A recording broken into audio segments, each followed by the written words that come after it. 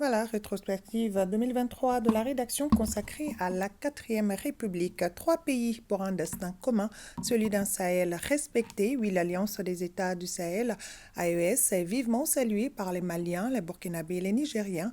Boubacar Kanouté et Idrissa Traoré sont donc allés à la rencontre des ressortissants de ces différents pays. Ceux-ci adhèrent fortement à cette alliance et se disent prêts à apporter leur pierre à cet édifice, suivant leur reportage. L'AES, l'Alliance des États du Sahel, est portée sur des fonds baptismaux il y a 5 mois, un certain 16 septembre 2023. Il regroupe le Mali, le Niger et le Burkina Faso, une vision fédératrice qui va au-delà de l'aspect sécuritaire, institutionnel, donne une place de choix au peuple de ces 3 pays. Ils vivent, certains, au Mali depuis plus d'une décennie.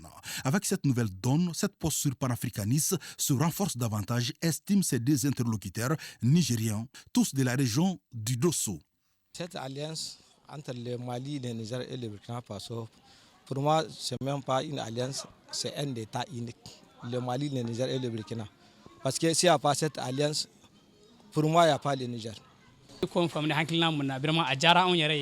Nous circulons sur cette terre africaine du Mali sans problème. Les Maliens sont accueillants et ouverts. Nous saluons sans cesse cette alliance qui est très bénéfique. N'eût été le soutien du Mali, les impérialistes allaient mettre le Niger dans une situation difficile. Comme une bénédiction, cette alliance est un projet d'envergure qui bénéficie d'une adhésion sans réserve des ressortissants de cette communauté. Ouattara Lidi Sagnon, ressortissante burkinabé, et son homologue malien Maliki Maya trouvent cette initiative salvatrice et demandent à tous d'accompagner le projet qui arrive à point nommé. Moi, je tiens à saluer les 3 chefs d'État vraiment, qui nous ont fait sortir dans les trous. Grâce à eux, vraiment, nous savons maintenant sur quel pied danser. Vive le Burkina Faso, vive le Mali, vive le Niger. Je trouve que c'est une belle initiative qu'on doit vraiment très bien soutenir entre nous parce que ces 3 pays-là, c'est des frères. On fait les foires ensemble, on fait tout ensemble. On a même des associations en commun. Tu vois? Donc je pense que c'est quelque chose qu'on doit continuer jusqu'au bout. On peut aller très loin, mais jusqu'au fond, là où on ne pense même pas. On peut aller jusqu'à là-bas. Ce natif d'Anderbokan est arrivé à Bamako en 2013 des suites de l'insécurité grandissante qui sévissait dans la zone. Il se dit fier des avancées notoires et encourage les 3 présidents.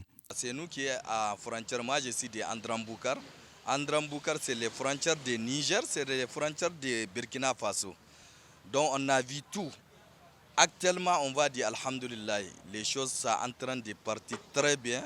Et on va continuer à faire doigt pour que les choses ça va continuer comme ça. Ils attendent tous jouer un rôle central au sein de l'Alliance des États du Sahel, chère aux 3 présidents, à savoir le colonel Assimi Goïta, le capitaine Ibrahim Traoré et le général Abdourahmane Tiani.